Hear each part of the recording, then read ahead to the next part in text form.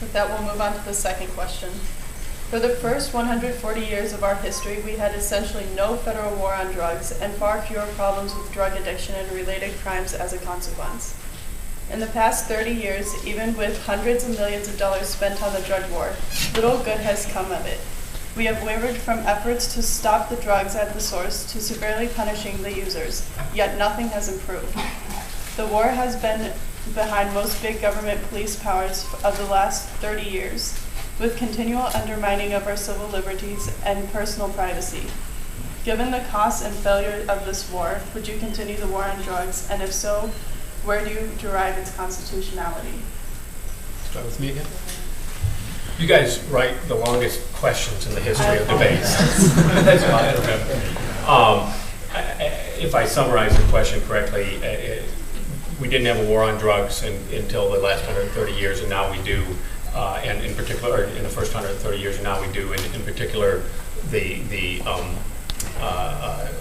hasn't improved. Is that the gist of the question? Okay. Mm-hmm. Well,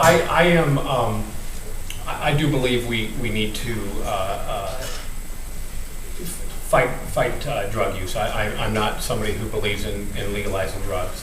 Are we fighting it the most effective way? I don't know. Clearly, we're not, based on the statistics you shared. But I would be very concerned about legalizing drugs. I'll just leave it at that. It's actually a great question, and it goes to what's the purpose of the federal government? What are they constitutionally mandated to do? I certainly think that over the course of years, as those liberties have continued to be eroded under the guise of caring for, under the pretense of caring for our citizens, we have violated some liberties. Just recently here in Iowa City, the city council is going to ban anyone under 21 from going in bars because they want to control underage drinking. Is that going to solve the problem, or is that just going to move the problem in another area? I'm not a big drinker. I'm not a drug user. I have vices that those two are not them. But nonetheless, I think that certainly we need to have a dialogue about, for instance, marijuana, alcohol, the drinking age. Are we trying to protect driving while intoxicated? I think that we as a nation need to have that dialogue. And we have not done that. All we've done is impose laws and create a massive infrastructure and bureaucracy in order to fight drug use. I'm not comfortable with legalizing some of the harder drugs, but I think for other classes of drugs that we need to have a serious conversation and dialogue about that.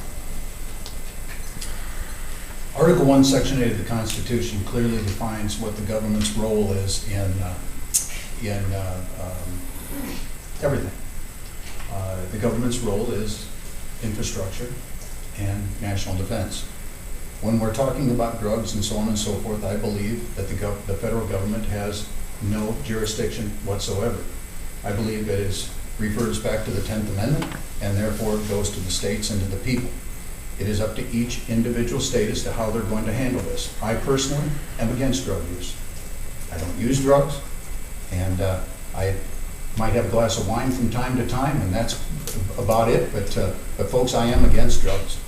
But at the same time, I know that the federal government is too involved in our lives already, and I want to uphold the Constitution, and therefore let's put it back to the states. Let the states decide and have it over with. So as